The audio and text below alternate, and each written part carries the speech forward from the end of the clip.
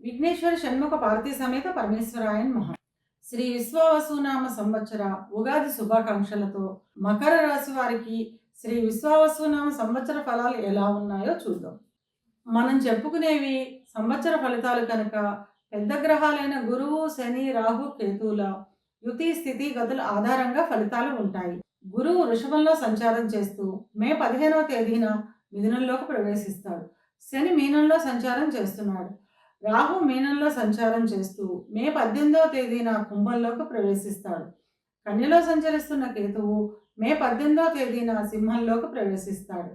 ఈ గ్రహస్థితిని ఆధారంగా చేసుకొని మకర రాశి వారికి శ్రీ విశ్వావసునామ సంవత్సర ఫలాలు ఎలా ఉన్నాయో, చిన్న చిన్న పరిహారాలు ఏం చేసుకోవాలో చూద్దాం.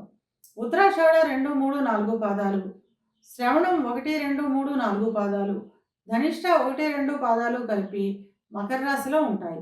మకర రాశికి అధిపతి శని. మకర రాశి వారికి సంవత్సరం ఆదాయం 8, వ్యయం 14, రాజ్యపూజ్యం 4, అవమానం 5. మకర రాశి వారికి సంవత్సరం చాలా యోగదాయకంగా ఉంటుంది. ఏలినాటి శని ఇబ్బందులు తొలగి పట్టిందల్లా బంగారం అవుతుంది.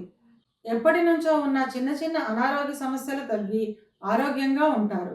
అభివృద్ధికి కావలసిన ప్రణాళికలు వేసుకుంటారు. గృహ నిర్మాణ కార్యక్రమాలను చేపడతారు.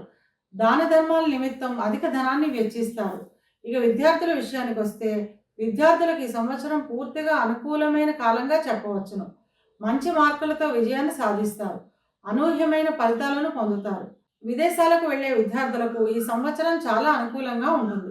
ఉద్యోగ ప్రయత్నం చేసేవారికి కృషికి తగిన ఫలితం లభిస్తుంది.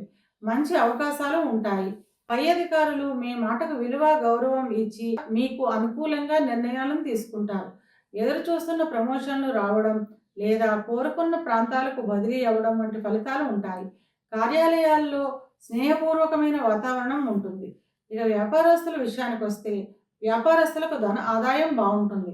ఎప్పటి నుంచో రావు అనుకుని వదిలేసిన బాకీలు వసూలు అవుతాయి. నూతన వ్యాపారాలకు ప్రణాళికను రూపొందిస్తారు. వ్యాపారాభివృద్ధి ఆనందదాయకంగా ఉంటుంది.